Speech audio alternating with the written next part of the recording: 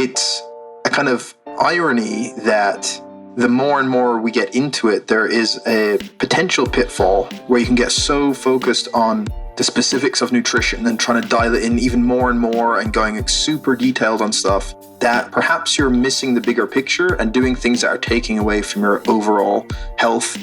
And again, I mean that in the biggest sense of the world, not just physical health. That health, and this is something I've talked about on a podcast recently, is such a broad term that it's not just physical health. There's also like obviously psychological health, but there's all these other little factors that I would count as making someone a healthy human or not. Hey guys, big announcement for today. We decided to take a summer break. That way, the Legendary Life team can spend some time with their loved ones and recharge. But also, we're going through a process where we are restructuring our business. We joined a coaching program. I've taken my own advice to hire a coach and so excited. We're going to be creating the best content ever. And we're going to be launching that very soon. But in the next few weeks, what we're going to do is on Mondays, we're going to re-release our top downloaded episodes.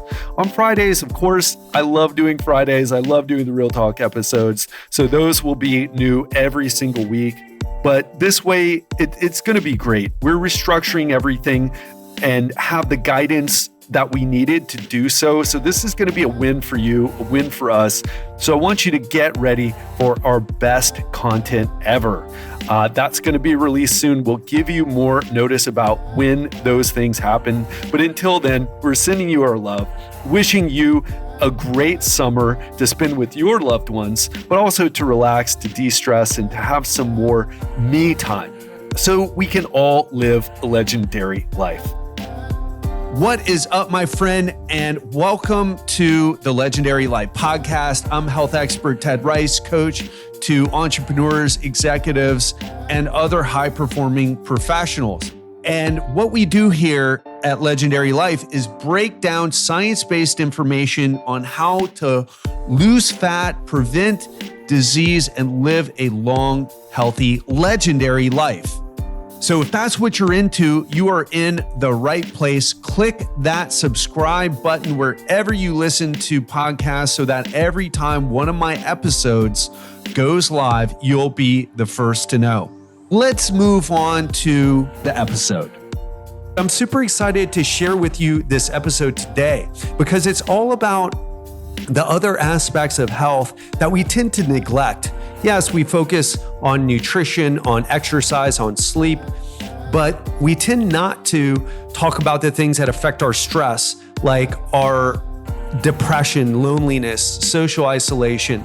And we even know that these other aspects of health that are typically left out of the conversation when it comes to living a healthy life, that these things have been proven by science to increase inflammation. So even if you're exercising, even if you're eating well and sleeping right, if you've got these other things going on, you're never going to be as healthy as you could. You're not going to live as long as you could.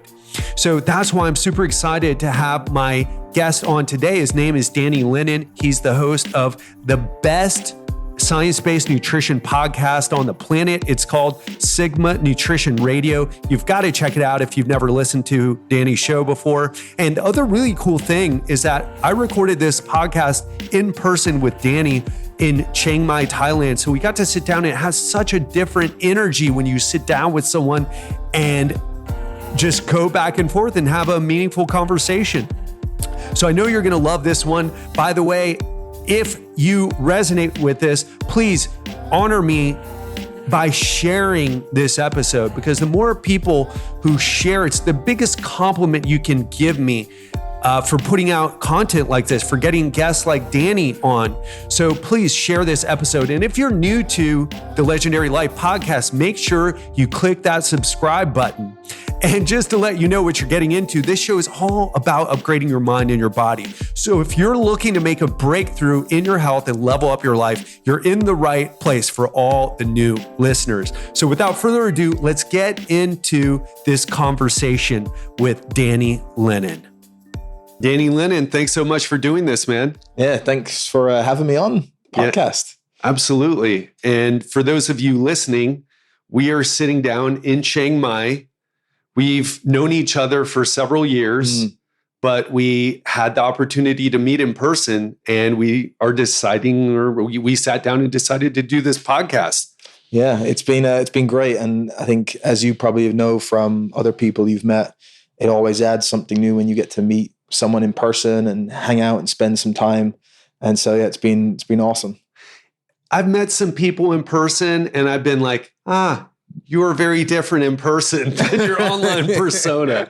So it's really cool to meet you. And then like we had a great time. We went to the national park, the Doi Intanon National Park, and went hiking and swam in waterfalls and had fresh roasted coffee from that local area. And it was just an amazing time. And we got to hang out and have some great conversations as well. Yeah. And that's the stuff that matters. So I'm glad that we're able to connect and do that and hang out. It was awesome. Amazing.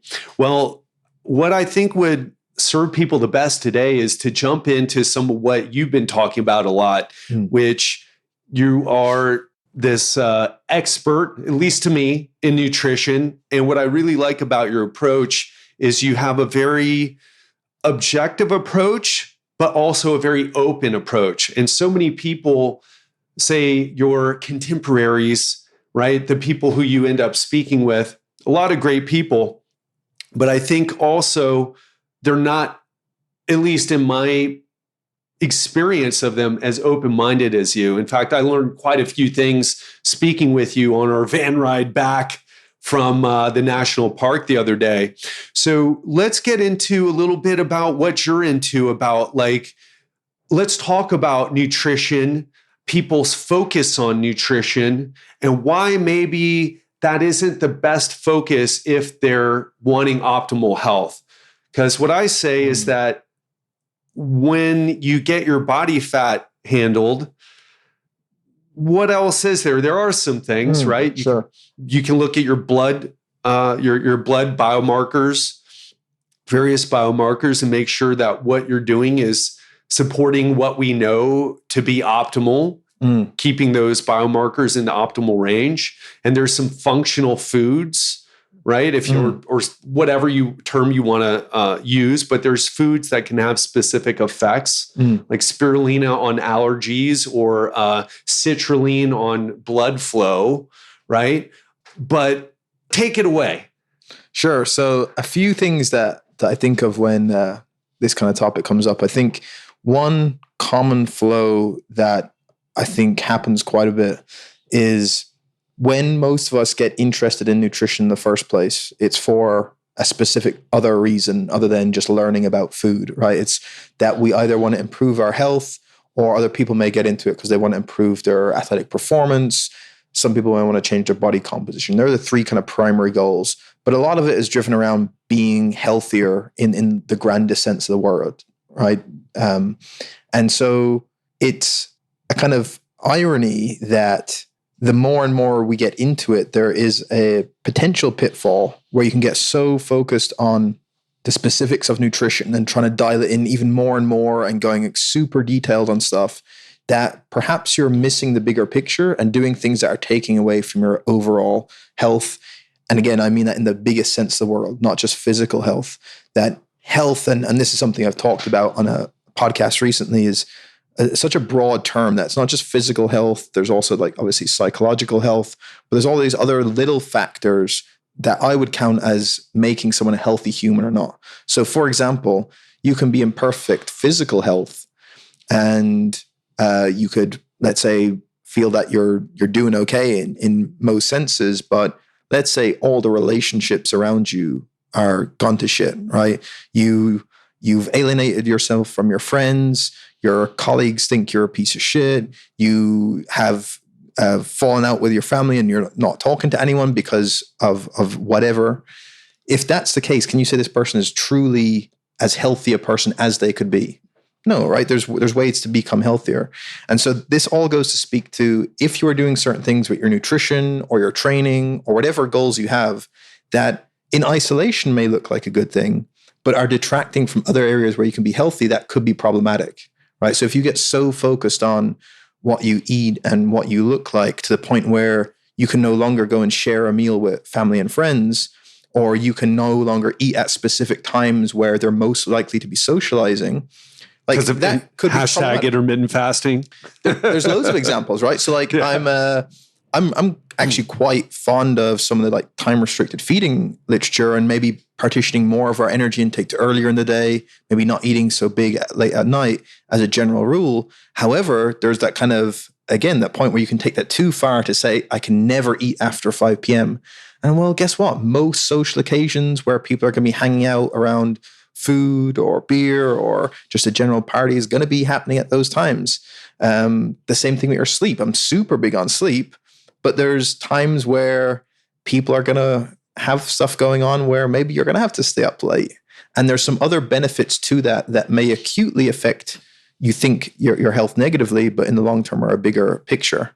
And there's loads of examples we could get into, but that's just, that kind of comes back to your original point of, yes, nutrition is super important for health, and it can be very beneficial if we get it right.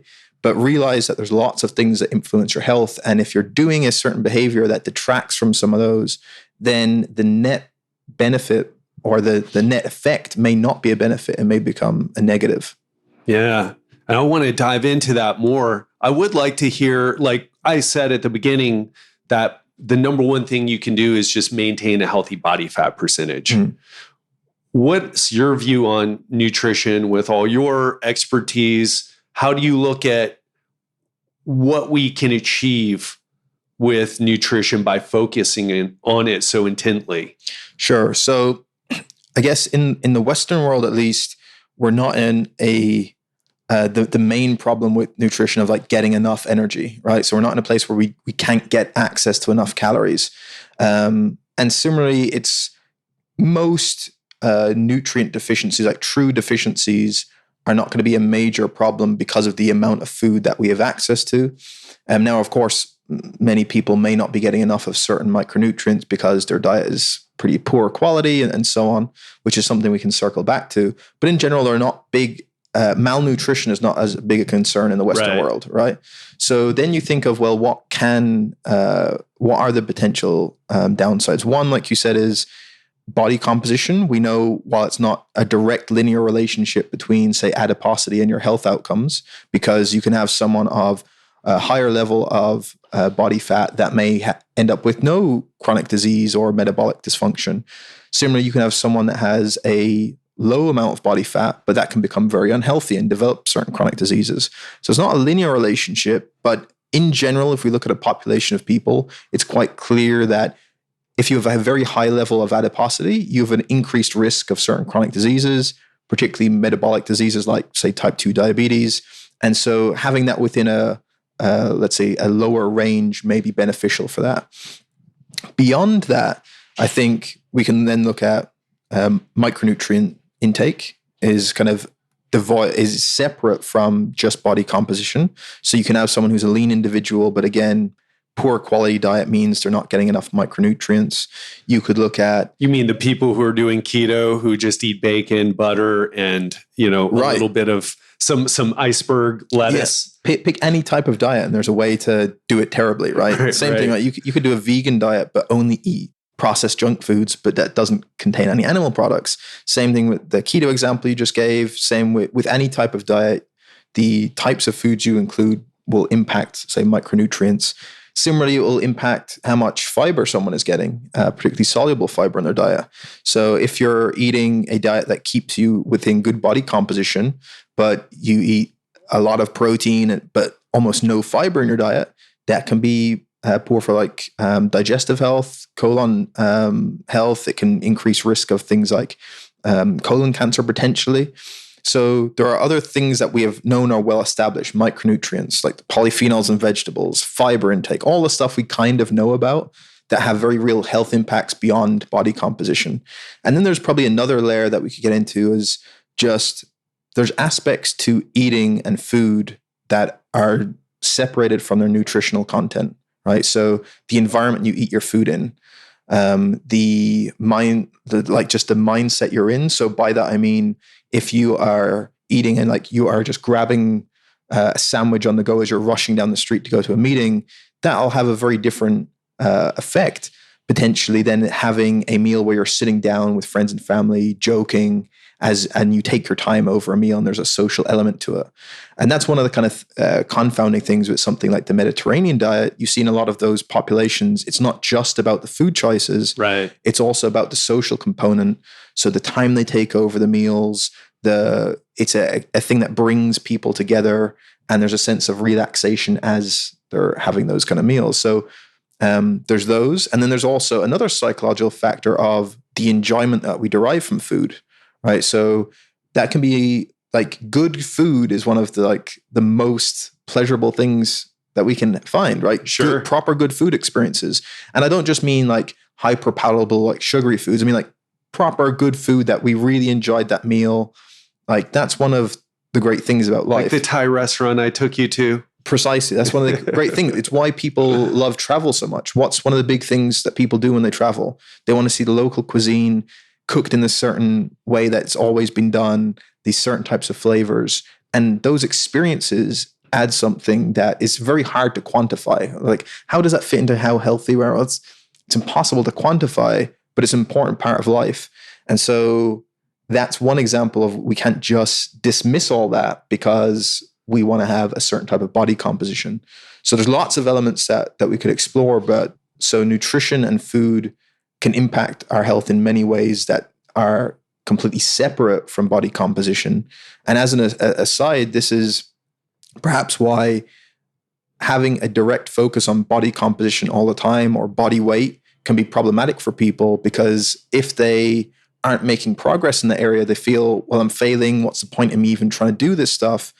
Instead of saying, well, even if I forget about my weight for a moment, it doesn't matter if it's changing or not, I can still choose to eat generally healthier foods, approach my nutrition in a healthier way that will still benefit my health even before I'm able to lose weight, or even if I don't lose weight. And so that's important for people to bear in mind, that there's a lot more beyond body composition. Yeah, no, that's really important, and a good message for me too. Sometimes I harp on the body fat thing without taking into consideration all these other things that you're mentioning. Danny, I want to shift into kind of the dark side of nutrition philosophy, if you will. So one of the things that you and I have talked about is just now, for example, the other parts of nutrition, spending time with people. And what we're finding online, what I'm finding and getting attacked about just recently, just people seem to use nutrition as their religion, as their group that they belong to. Right. And so they'll get some results with maybe becoming a vegetarian or vegan or keto or doing intermittent fasting. And so that experience leads to success, probably creates some sort of thing in the brain, a chemical situation in the brain, probably spikes dopamine when they get a success. Then they meet others and it starts to become like, oh yeah, you did intermittent fasting and you lost weight. Oh, I did intermittent fasting is the way, or keto is the way, or vegetarianism or veganism or whatever, Atkins is the way. Then they start gathering in groups, and they take on almost a life of their own, right? Where I don't know how much time these people are spending with each other outside of their Twitter accounts and Facebook accounts, but people are finding that group connection, that group belonging in nutrition. And I'd love to talk a little bit about that, and also how there's also a positive side to that, but maybe we can be more intentional about how we go about it instead of being sucked up in the vortex of groupthink and toxic tribalism. Sure. It's a very understandable thing of why it happens. So I think when you think about human beings and the way we are kind of set up or programmed to think, we tend to be quite tribalistic, right? We tend to fall within certain tribes for many different reasons that we could probably date back to evolutionary biology, that feeling belonging to a certain group or a certain tribe can give us benefits, right? There's safety, there's people that have similar views to us. We feel that here's now people that get me, they've had similar life experiences. And in many cases, that can be quite beneficial. It's a reason why, for example, support groups can have benefit, right? People have gone through similar experiences. You feel you can connect with them and you feel like you belong here. It's why one of the good things about the, say, internet forums and groups is that you can have people that may be in like small rural communities that have this very niche interest that in decades gone by, they would have had no one else interested in that, would have felt like an outsider. Now they can be in these forums with other thousands of people from around the world that have this very specific thing they're into. So it can give people a sense of belonging. And the same thing is going to happen with nutrition because everyone eats and everyone is going to have some sort of dietary pattern. And some people potentially are going to seek that out more.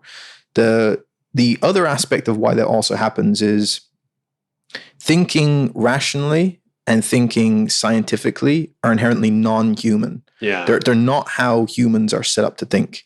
The whole idea of the scientific method and science is how can we objectively view the world and make decisions by taking the human element out of it as much as possible. That's why we try and control variables. We use blinded trials, all this type of randomization. Everything we can use is a way to take human judgment and error out of what we're seeing. Because when we observe something, we can think we know why that happens, but we could be lying to ourselves subconsciously. So science tries to work out, well, what is really causing this thing to happen? What is the causal relationship between things? And so our mind isn't set up that way. It's not scientific, and it's more based at the same thing with rationality. It's trying to say everyone thinks they're rational. Sure.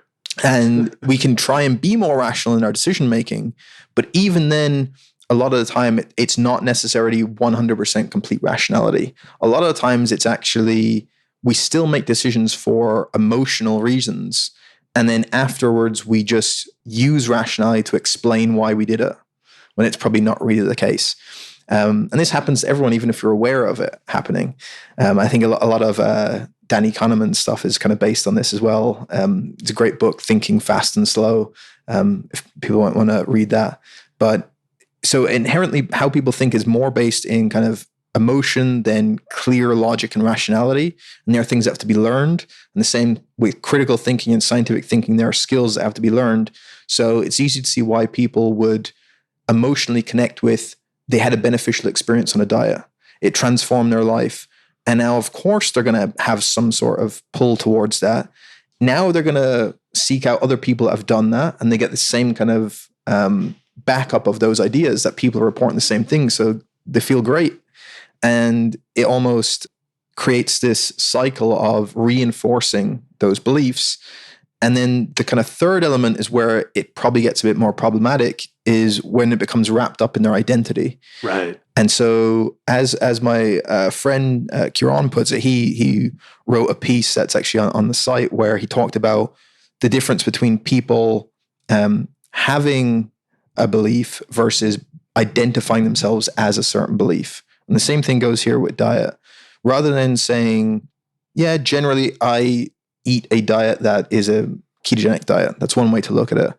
If you now say, I am keto, and then you're kind of within that group, that's now kind of giving yourself an identity based on a certain type of dietary pattern, as opposed to, I just eat these types of foods most often. And the same thing tends to happen if you see any type of dietary group. I am paleo, or I'm vegan, or I'm carnivore, whatever it is. For certain people, that becomes a core part of their whole identity.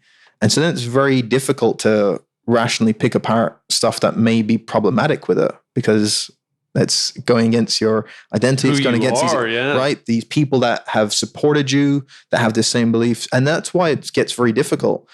And so, yeah, it's all based on that kind of tribal environment, wrapping it within your identity. And to a certain point, then it becomes difficult to be able to see when critiques of that are valid, because instead people take that personally. And I'm sure you've seen this online, right? You might say, hey, that's awesome that you've had this success in this diet, but The reason why this happened may not be down to you eliminating this specific type of food. It's probably that this changed your behavior and your overall caloric intake changed. Instead of them thinking through that rationally and saying, well, that's a good kind of critique, and realizing you're not saying the diet is bad or the diet doesn't work. You're just saying, here's a mechanistic reason. They think what they're hearing is, oh, you're saying this diet is idiotic. It doesn't work. Well, I know it works because I lost X amount of weight. You're attacking my identity. Right. And what you're really not saying that it doesn't work. And because I get this, I've seen this a lot of the time. Like I know ketogenic diets work. I know low carb diets work. I know vegan diets can work. So that's not really the question we're getting at. It's for a certain person. Why do they work? What were the underlying reasons? But it's difficult if you feel belong to this tribe, you feel like almost you have to defend it. And that's not everyone. That's still a minority of people who are in those different communities, but they're just a vocal minority. So that's why it gets amplified online, right? But most people probably are going to be okay, but it's easy to see how they slip into that. Yeah. And I think there's obviously benefits, right? We talked about the community. Last time when I was on your show, we talked about social isolation, loneliness, how it's toxic on the cellular level, increases inflammation, right? Decreases your immune system function. But I think the issues here, and it's great to be part of a group, it's just when it starts taking away your time and energy, right? Mm-hmm. We have limited time in a day. There's an opportunity cost to everything that we do. So if we're arguing online with people, right, or just spending time reading something, getting triggered, maybe not even actively participating in it, but reading a back and forth or reading all the comments or reading articles, it's taking away from things that we could be doing, right? If we choose to do something, that means we're saying no to every other thing while we're doing that activity. And so are you getting a return on your investment? Right? Right. Are you getting relaxation or something out of it? And what it seems to be, of course, it's hard to quantify this. Like you said, it's the vocal minority, and we're not sure exactly what's happening with people. But it's like, is that the best use of your time? And even if you want to belong to a group, are you meeting with people in person, right? Are you out there living your life and actually experiencing the benefits? I'm not sure if any of the research has been done, but I'm guessing that having social groups online, while it's probably, like you mentioned, better than being isolated in some part of town where you never feel like you can connect with anyone because you have over some interest you have, some hobby that you have, and now you can find it online. But what about, does that really replace connecting with people? Like one of the things that's awesome, you and I, we met, right? And we both kind of pushed to make it happen. So we used the online medium as a way to connect in real life.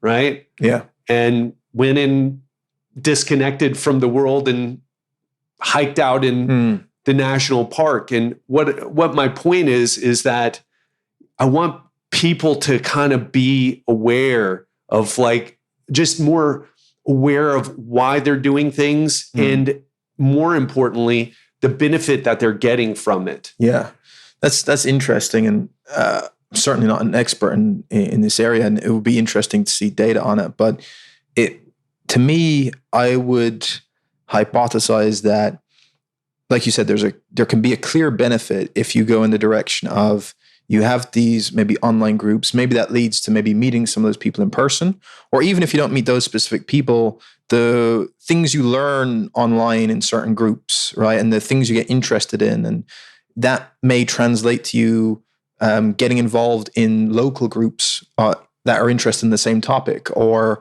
let's say you start getting interested in fitness and you start learning about in these online forums. And then you maybe go to some meetups or start in a certain gym and you start training or whatever it is that translates something into your real life that can be really beneficial.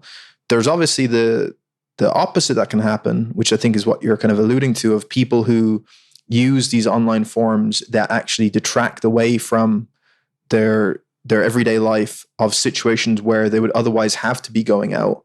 And so they're actually actively avoiding social situations because they want to spend more time online in these like created digital social situations.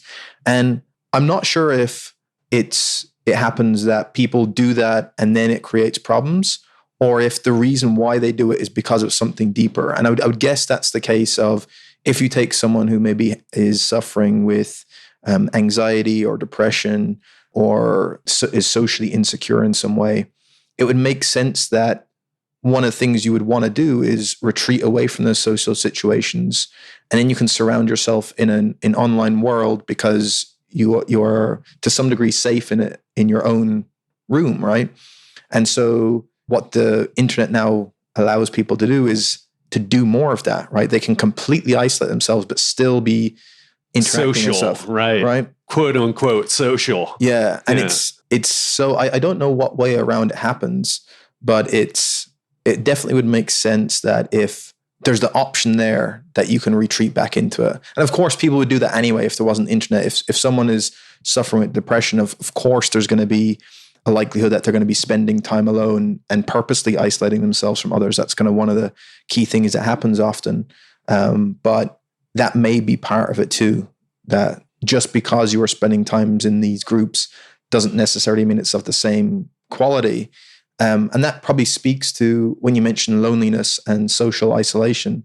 They kind of get used a bit interchangeably, but the kind of slight nuance makes a difference here in that loneliness is that kind of feeling of being alone, whereas like social isolation is you can quantify the number of relationships in that person's social network, and you can quantify the number of interactions they have, for example. Sure. So important distinction. Yeah, because that means that someone can have social interactions and so maybe not be socially isolated, but can still feel lonely.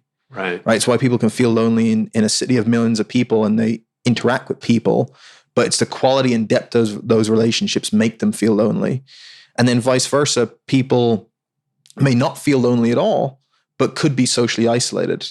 And so it could be certain types of people just don't mind spending time alone and find it easy to isolate themselves away from others, or maybe a situation forces that they've lost certain relationships around them, but maybe they don't feel as alone as someone else. So that could be an example here that you could have people that are, they're interacting with others in these groups, but if the depth and quality of those relationships is pretty poor because it's as hard to do it online as it is in person, maybe they have greater feelings of loneliness despite those number of online interactions. Yeah, important point. And one thing that I've gotten more interested in, concerned about, passionate about is something that I realized kind of early in my career, actually, as a personal trainer. Now I just do online coaching work and some work in person with VIP situations, but I saw that there was a diminishing returns on working out, on losing body fat. And you saw like people were struggling. I saw my clients were struggling. And these were successful people. I worked in Miami Beach in the hottest gym in town at the time. And these people were really struggling with all types of issues, some relationships, some substance issues, some depression, some just a lack of purpose with what they were doing, right? I trained a criminal defense attorney who was just had to be medicated. He got so depressed, right? I worked with another attorney, just totally miserable dude, but he was taking not classes, but cases that were 20 million and above, right? And so one thing that I really enjoyed our conversation that we had on the other, coming back from the park, was that you were talking about purpose and how important purpose is. And it's one of these things where if you're a person listening and you're not exercising, not stepping up with eating better, that's really easy to start with those things and sleep and get an improvement in the way you feel, in the way that you function. But what happens when you're already kind of doing well in that area? And to exercise, to optimize your program, you're not going to get a big return on that. You're going to have to turn to something else. Yeah. And we talked about purpose, and Johan Hari. Could you talk a little bit about that? I thought it was fascinating. Yeah, definitely. I'll maybe take a step back and talk about in general why that comes up, at least to me, is that Sure. First, the idea that people who need to, maybe who are, let's say, in poor health or who are overweight or living with obesity, that it's just all about personal responsibility, right? It's just like, oh, just start eating better and exercising and take care of yourself. Sometimes maybe that's something that some people need to hear, but oftentimes that's not necessarily the case. And because a lot of times the reasons driving that is that there's something deeper going on that is preventing those types of behaviors. And it's not a lack of knowledge of knowing what good food is. And as I think I mentioned to you when we were chatting before, if someone goes through, let's say, a serious trauma or something major going on in their life, it's kind of really difficult to even think or care about what type of food you're eating, right?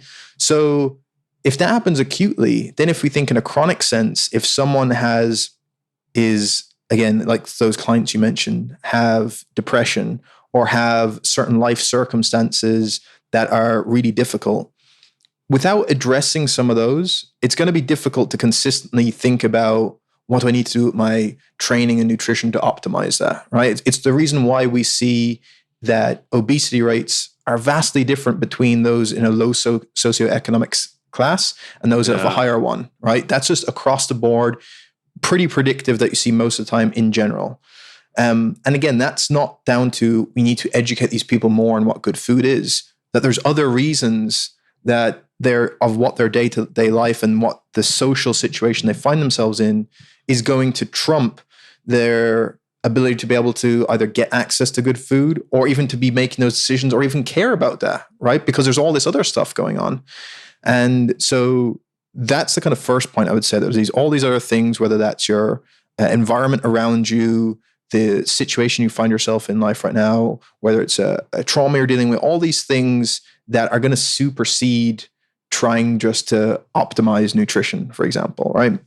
So one of those, if we kind of drill down into different distinct classes, one of those would be purpose. And that's one way to term it. And I've actually recently recorded a podcast where I kind of talked about my definition for health and this kind of framework of different aspects that relate to what is health. And one of the kind of subtopics in that was purpose. And different people will use a different word or maybe define it a different way. And to some degree, people might find it cliche that's like, follow your passion and just do that. And that's not really what I mean with purpose. And this gets to the example that you brought up of Johan Hari, who has written a couple of books. He's wrote one on addiction and one on depression. And in one of the podcast interviews, I think it was the one he did with Joe Rogan, he talked about work-related depression. And one of the points he made was that it's often not driven by the specific job someone is. So when you try and look for patterns, you don't see people that do this work become depressed and people who have this work don't. And so if someone could have objectively on paper what a high paying job or a high status job, maybe an attorney, like the example you give, that doesn't mean they don't become depressed. In fact, a lot of them can. And similarly, you could have someone who's on a minimum wage job that conventionally people might not look as a high status job, but they get certain things from that work that doesn't lead to this work-related depression. And so one of the components that relates there was autonomy in the work that you do. So if you feel you have some control over either the type of work you're doing or at least the way you get to go about it or the way you organize your kind of workday or the things you're trying to do, that's going to be a lot better for you psychologically than feeling that every single thing that you do is lined out for you already and is controlled in a very specific way, and you're not really contributing anything to that process, right? So one of the examples he gave was a guy he met, I can't remember, I think it was a guy that somewhere in Illinois who worked in this place where his job, he wasn't allowed to do anything apart from it was like a hardware store, but people would bring up a chart and show him the type of paint they wanted. And he wasn't allowed like give any advice or do any of the mixing themselves. Like he would take a certain paint thing, put it in a machine, it would mix it around, it would give it back out, and he would hand it to them. Right. And he wasn't given any other autonomy in that. And there was probably other things going on, but he ended up like hating that kind of work he did. And that led on to other things and this kind of work-related depression. But autonomy is one piece. And the other that kind of relates to that is the control you feel from, say, your boss. If you feel like they're controlling in a very, let's say, condescending type of way, that they look down on you, don't treat you right, that is obviously going to be very different than if you have someone who doesn't. And that ties into autonomy in general. And then obviously the work environment, the people you work with, if there's just hatred between the workers, that's going to be very different than others. But where this ties into purpose is some of the stuff around autonomy, but just that, not that you need this big purpose that you're changing the world, but just that something that you're doing is contributing in some particular way to that type of work. So again, the job becomes irrelevant. It could be any type of job. If you can find a way to cultivate purpose of this means something to be doing this, and my contribution to at least the team of workers that is in this particular office or this room or this factory, my role means something and I'm contributing something, that is more powerful than not having that and feeling like you're completely replaceable. It doesn't matter what you're doing. No one really cares. People look down on you. Cog in the machine. Right. And so that's one aspect of the kind of purpose with work. But when I think of purpose, I also think of it broader than just work, in that people can find deep purpose in their life that's unrelated to it. So they could find maybe work they're not all that fond of, and maybe they don't like their job. But let's say they have found a new partner that they just have fallen in love with and now see this is someone I want to be able to provide a certain type of life for, and I'm super happy. And they now see that job as a ways to get to that end purpose of this life they want to live. Or the same, you see it a lot when people have start a family, for example. A kid might give them that purpose as well, right? That becomes their sole driver of the type of work they're doing and why they want to work hard. So now the type of work doesn't matter as much because they see a point to it and a purpose of what their life's about. Beyond family, it could be hobbies that we get into. How many people get involved in a sport that rationally, when you look at it, is like, I'm spending way too much time and effort and on this particular thing. I'm not a professional athlete. I don't get any money from it. In fact, it costs me money, but it gives people some degree of purpose to be involved in that type of sporting endeavor or whatever hobby it is. So there's all different ways for them to cultivate that purpose, from your work, from your relationships, from the activities and hobbies you get involved with. And so maybe you could pay attention to all of them or try and get something from somewhere, but a general feeling of that you have something to work towards, right? You have something to try and get better at. And so it can be any type of, whether that's a relationship that you're trying to be a better partner, or whether it could be a certain type of skill, like we mentioned, that I'm trying to get better at this thing, or I'm trying to build this specific type of business. It doesn't matter then if it's hard to do and it's difficult, because you see that you're on this process of trying to get better at something, and that becomes the purpose, right? It's the old cliche of that journey is more important than destination, because it's the same thing. It's just trying to progressively get better at something. And it's when you don't have that, like if you're in a job where there is no progression, you don't have to get better. It doesn't matter if you do a good or a bad job, no one cares and you don't care. Right. And then you don't feel like that's providing any value in other areas of your life, you're not going to be happy doing that. And so it's trying to find, how can I, putting effort into something, why does it matter?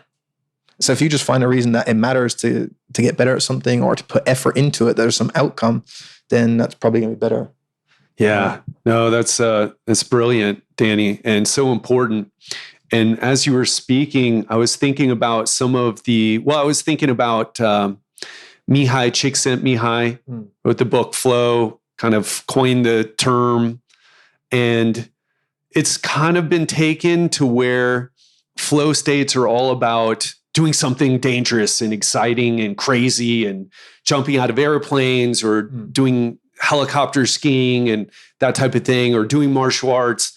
But one of the examples that a lot of people miss from his work is that there was a story about a woman who baked bread for her community. And I forget where it was, but she was a baker, but she felt a tremendous sense of purpose. She was so happy.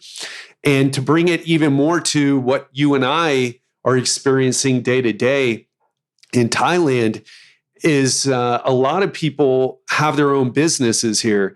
They don't make that much money. The average income is $10 a day or 300 baht, right? In the local currency.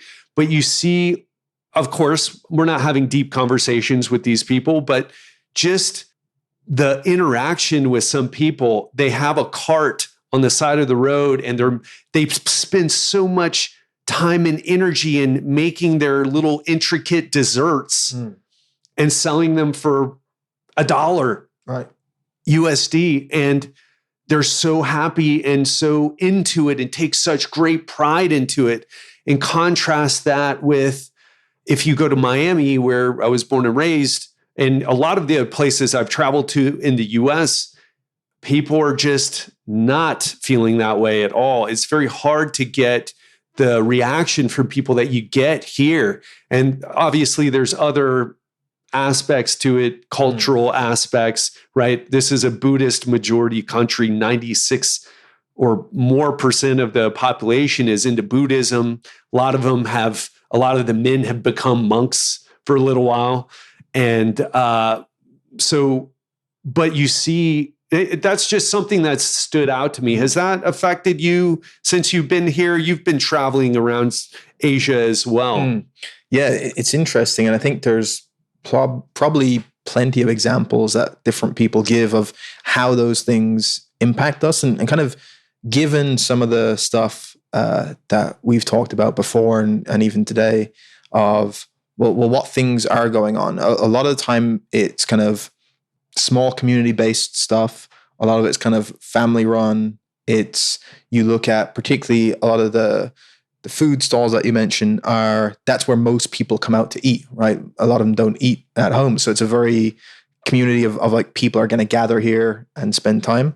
And I think so it's providing other things apart from just the kind of financial aspect to it. And like you say, if you can find purpose in no matter what you're doing, you want to do it as best as you can, that in of itself is a kind of some degree of a purpose. And I think another example was, I can't remember where I heard it, and I forget which country it is. It's one of the Asian countries, but I can't remember if it's Japan or Korea or somewhere within Asia, where the example they gave was guys who collect the garbage or bin men, rubbish men, whatever country you're in, you'll have a different term for it.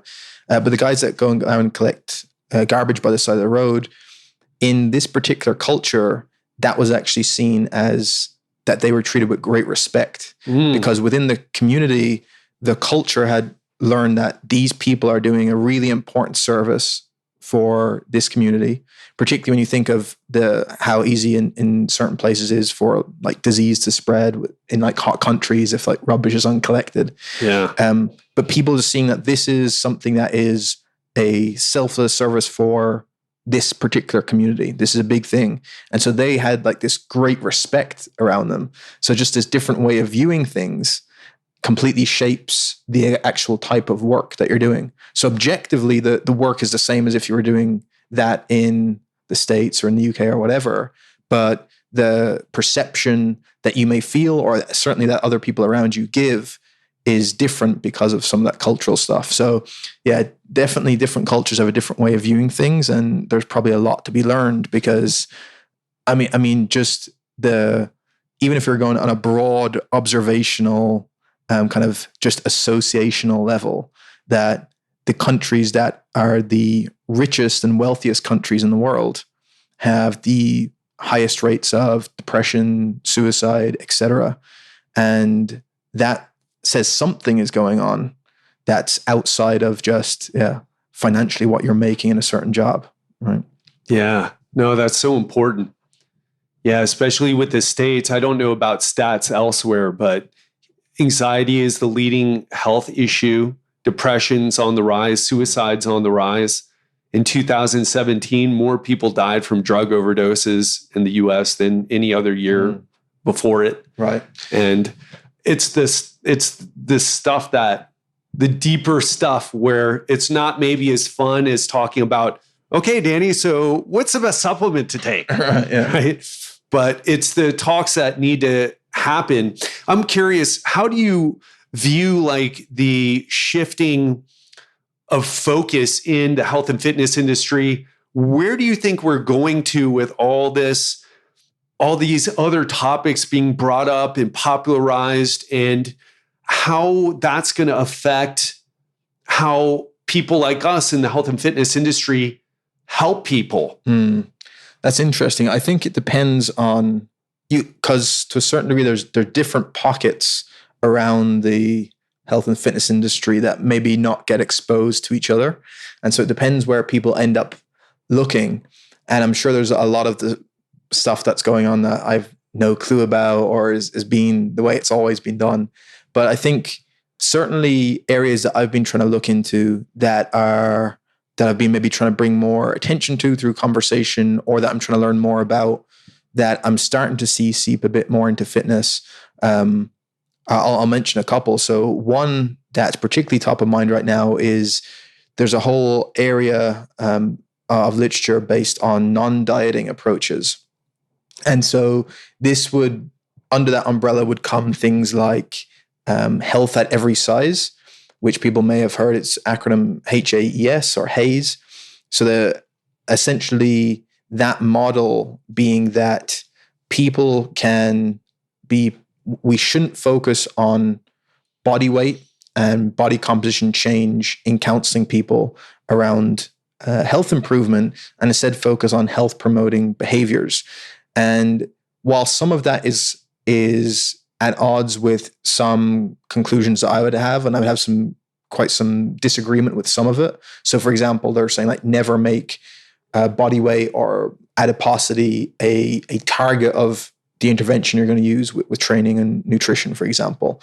And the rationale behind this whole movement is, one, that we have this kind of weight stigma within society, right? If you are overweight or you have obesity, there is a lot of stigma against people within, and you can look at different areas of just how they feel that people treat them, maybe how they feel they're impacted by in job interviews, maybe how they are portrayed online or on TV shows, or how people talk to them, the type of language they use to them.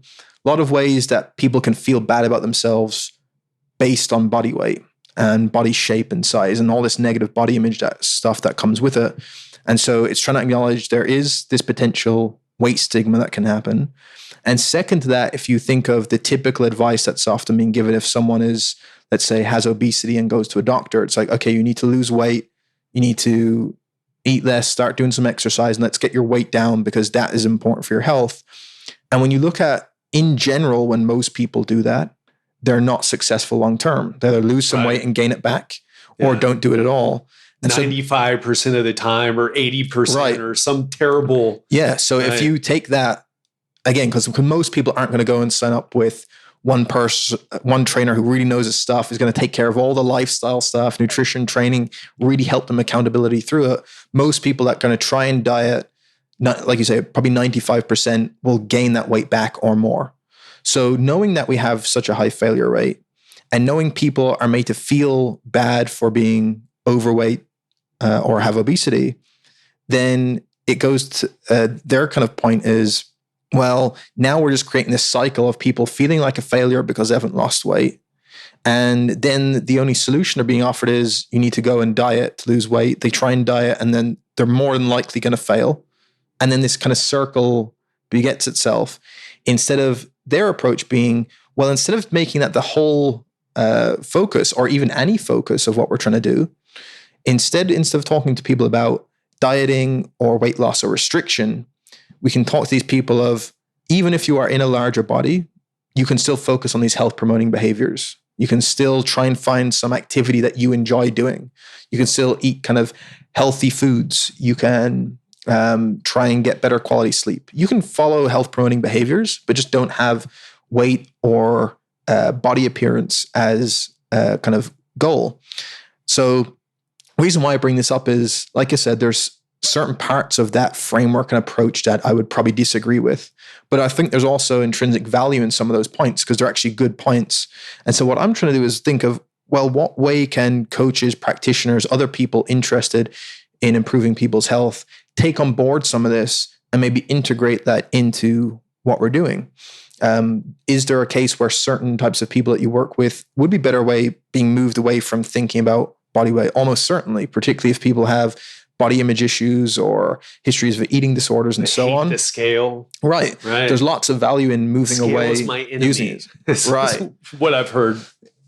Mostly women. Right. Say. Yeah. And it certainly happens. So it's trying to find, okay, here's a new perspective on stuff that hasn't been typically within health and fitness. Right. There's, and still very much so and for probably good reason, you could say people are still focused on trying to help people change their body composition because that's what people actually want. That's what they come to them for. And as we've mentioned earlier, your body composition does have clear associations with long-term health risk. But there's kind of this side that maybe now can start to be used more within those circles where coaches can have an ability to use tools that are not focused on tracking food intake, not weighing yourself, not looking at fat loss as the only metric that someone is aiming for, and instead have this, I suppose, compassionate lens to view things through that may benefit certain people. And so that's one example that I can think of. There's probably others, but I'll leave there because I've been talking quite a while. What about biohacking, Danny? Yeah. No.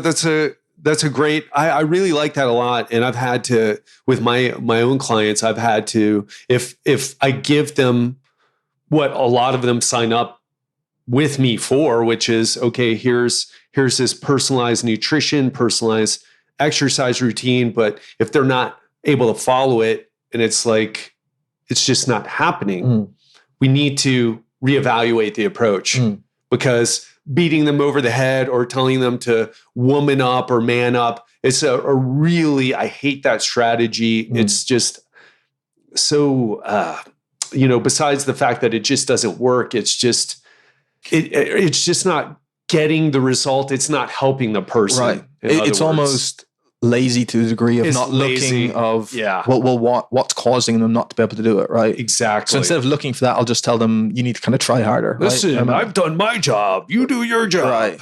So that's certainly a thing. And so I don't think, so the thing I take from some of this approach that rather than, I'm not going to counsel people on weight loss anymore or worry about that, like, because that's most of our coaching still does that. I should probably make that clear that if people come to change their body composition, our still coaching is aimed at helping them do that, right?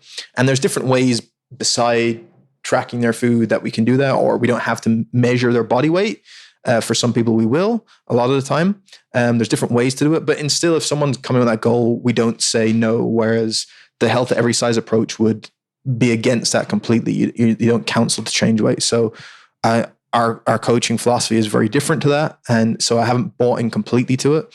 But some of the aspects that I think are useful is realizing that some people, number one, respond to that.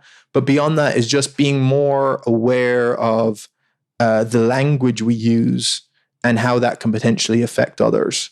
And if it's an easy change to make, then that should be quite straightforward. So one of the things that have come from medical literature, and it's been something I've been trying to work on because it doesn't come naturally because of how I've been trained, let's say, and educated, is, for example, rather than using the term obese person, you would say person with obesity. Person with obesity. Right. Okay. And so it's a subtle change, but and again, it's for me, because this is only something recent over the last year or so that has started to emerge as something that within medical organizations like the NHS have tried to talk about, and that I've been even aware of, is that most research that I read will still use the term obese person, right? Most medical textbooks and so on. So it's not anything purposely or with intent that people are saying this.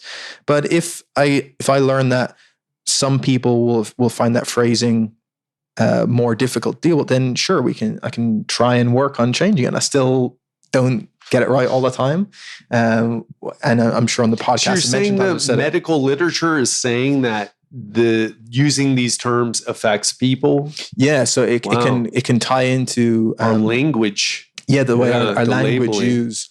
And so that's just one kind of maybe a bit more abstract one that people think, well, how big of a deal is that? But then there's even other ways of directly how we talk about food and body composition when we're around others who may be heavily influenced by that. So if you think of, this is a big thing within eating disorder research and people with certain eating disorders, of how they counsel not only the person on how to talk to themselves in a more positive way and not to say negative things, but counseling their family and peer groups on language to use or avoid around them, right? How they talk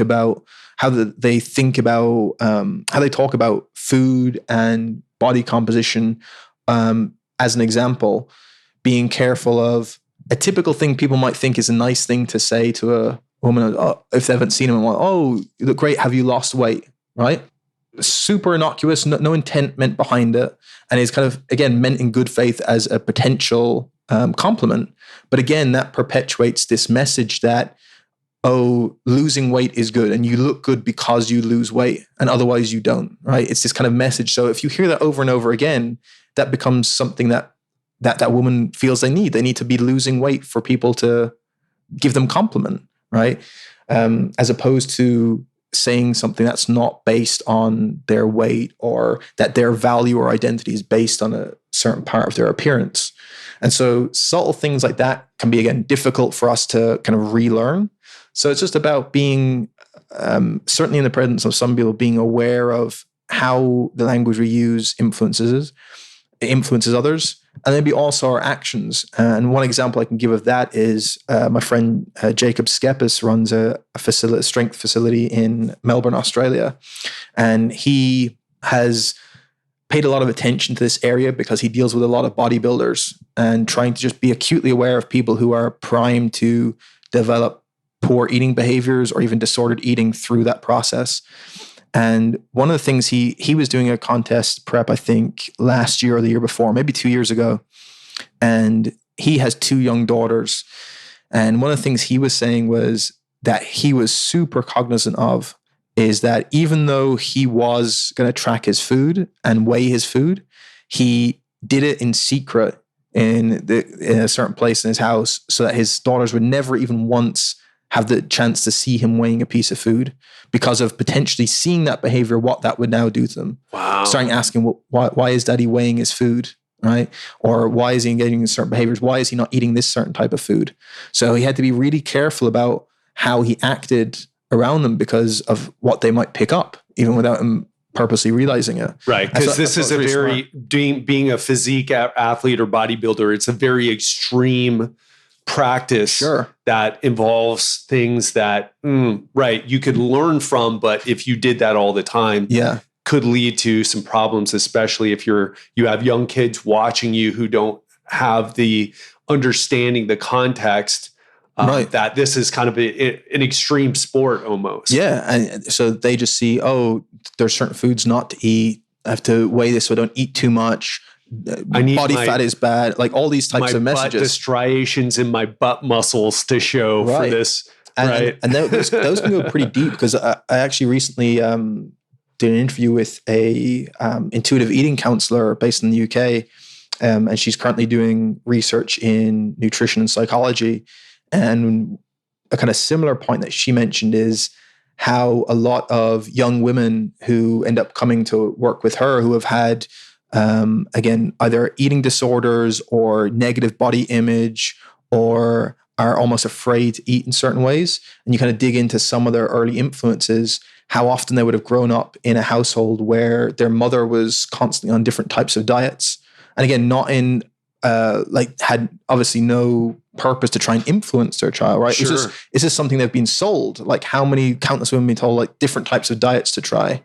And if you're growing up and you're seeing the woman you most idolize, and it's just a normal thing to be on a diet all the time and restricting and trying to get slim, and I don't want to eat too much, I don't want to gain weight. And the emotional right issues that she's experiencing and exhibiting as well, right? Sure. So those things have an influence. So it's just being kind of mindful of what messages we put out through how we speak and what we do. And it's hard to keep thinking of that all the time. So it's not going to happen. But just trying to be more aware of it, I think, is something maybe that could benefit in the fitness industry. Yeah, absolutely. And we're not talking about being politically correct as much as being aware of the effect that our language has, and just looking at the effect and being like, is that the effect that I want?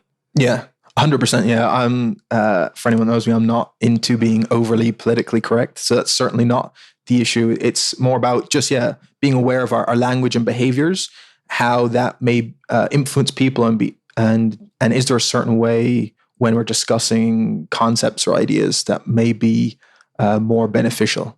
Yeah. No, brilliant stuff. Danny, I feel like we could just keep going, but I want to be respectful of our listeners' time here. I know, working out for that, they're going to have to work out even longer or clean their house even longer if we keep going. So really appreciate you, man. So glad that we had a chance to do this before I'm off to Bali, and it's just such a pleasure. It's such a great thing to connect rather in person after communicating online for a while, and just really a fan of yours, fan of your show, fan of what you're doing. And it's just awesome to meet you in person, and I'll be, let's make this happen again sometime. Yeah, this is super cool. Yeah, it was awesome talking. I could talk about this stuff all day long, but it's been great hanging out. Awesome. And Danny, where should people go? Is it Sigma Nutrition? Yep. So everything is pretty much on sigmanutrition.com. So that's SIGMA nutrition.com. You can find, if people are into podcasts, which I presume they are, just search Sigma Nutrition Radio on any podcast app. And then I'm pretty easy to find on social media. So if they're on Instagram, you can find me Danny Lennon _Sigma. Or just type my name into Twitter or Facebook and you can find me there too. Excellent. And definitely do that. Danny is one of the people who has one foot in the science-based world, and also the other foot in being open to things that a lot of people who are too into the scientism or verificationism aren't going to be into. So I really appreciate you for that. I've learned a lot from you. And if you follow Danny online and listen to his show, you're going to learn a lot as well. So thanks so much, man. It's been a pleasure. That wraps up another episode of the Legendary Life Podcast. And I hope you enjoyed this conversation with Danny. I hope you felt that energy of us being together, recording this in person for you, because this is not just a job for guys like Danny and I. This is a passion. It's what we live for.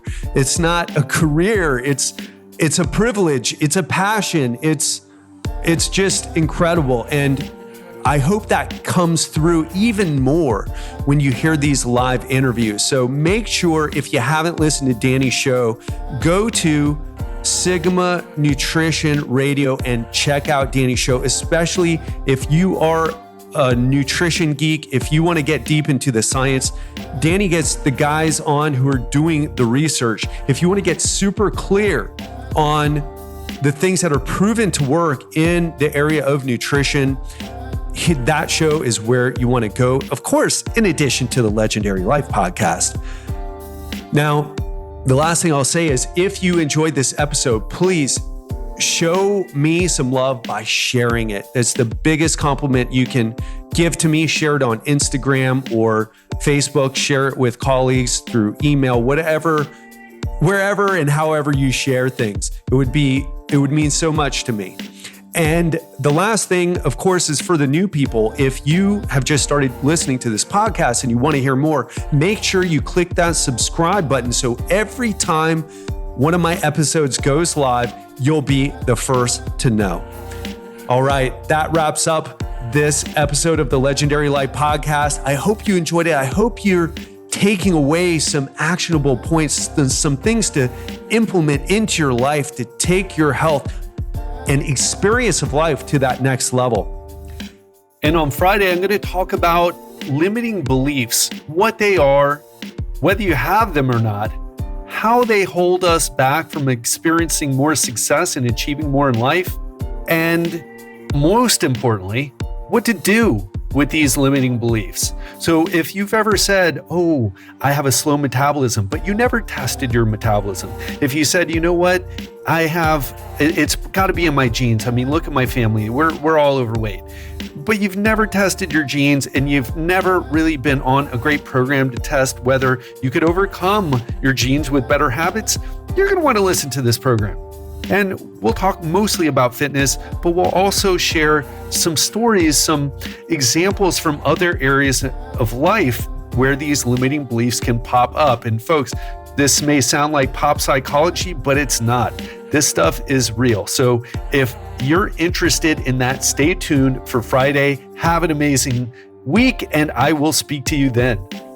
Thank you so much for checking out this episode of the Legendary Life Podcast. If you haven't done so already, please take a minute and leave us a quick rating and review of the show on Apple Podcast by clicking on the subscribe button on your left. Then write a sentence or two saying what you love about our podcast. Please be honest. Tell us what you think, what you'd like to hear, what we can change to make it better. It will support the show and help us to keep delivering life-changing information for you every week.